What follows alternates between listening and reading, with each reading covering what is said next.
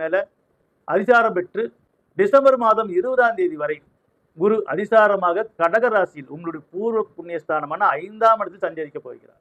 பூர்வ புண்ணியமான 5ஆம் இடத்தில் சஞ்சரிக்கும் காலம் மிக மிக உன்னதமான காலம். அங்க 50% இல்ல, 90% நன்மையே நடக்கும்.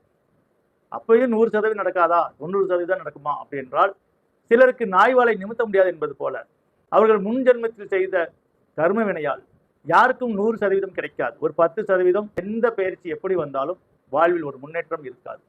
ஆனால் பெருவாரியாக 90% பேருக்கு இந்த கடகத்தில் குரு வரும்பொழுது கஜகேசரி யோகம் என்பார்கள். கஜகேசரி யோகம் என்றால் எதிரிகளை, எப்பேற்பட்ட எதிரிகளாக இருந்தாலும் சரி, நீங்க ஏழையாக இருந்தாலும் பணக்காரராக இருக்கிறவர்கள் கூட எதிர்த்து ஜெயிக்க முடியும். நீங்க உடலில் வலுவில்லாமல் இருந்தாலும் உங்களை விட பல மடங்கு வலுவுள்ளவனை கூட உங்களால் வெல்ல முடியும். அப்படிப்பட்டதுதான் கஜகேசரி. ஆக கஜகேசரி யோகம் வில்லாதி வில்லன் என்பார்கள். அதாவது யாராலும் முடியாததை முடித்து வைக்கும். இது நடக்குமா நடக்காதா என்று மனக்கேள்வியில் உள்ள விஷயத்தை நிச்சயமாக நல்ல விதமாக நடத்தி கொடுக்கும். அதுதான் கஜகேசரி யோகம்.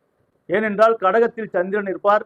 அந்த சந்திரன் இருக்கும் இடத்தில் குரு பகவான் சஞ்சாரம் செய்யும் காலம் மற்றவர்களுக்கெல்லாம் இது மிகப்பெரிய மனசஞ்சலத்தை கொடுக்கும்.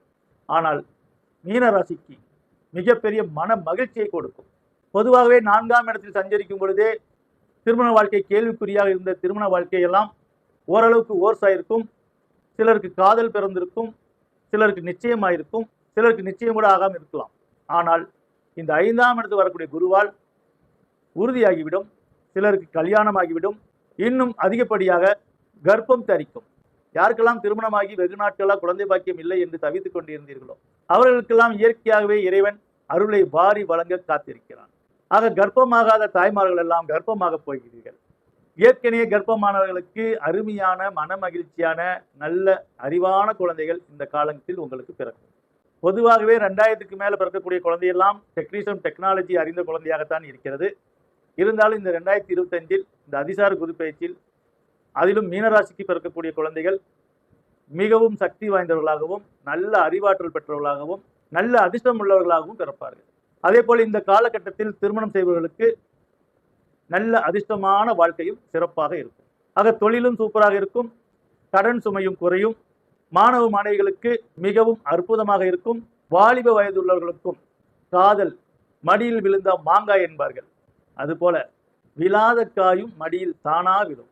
அப்படிப்பட்ட யோகம் இந்த அதிசார குரு பயிற்சியால் நீங்கள் அனுபவிக்கப் போகிறீர்கள் என மன மகிழ்ச்சியோடு சொல்லி, யதார்த்தத்திலே 100% யதார்த்தமாக விளங்கக்கூடிய மீன ராசி லக்னத்தில் பிறந்த ஆண் பெண் அனைவருக்கும்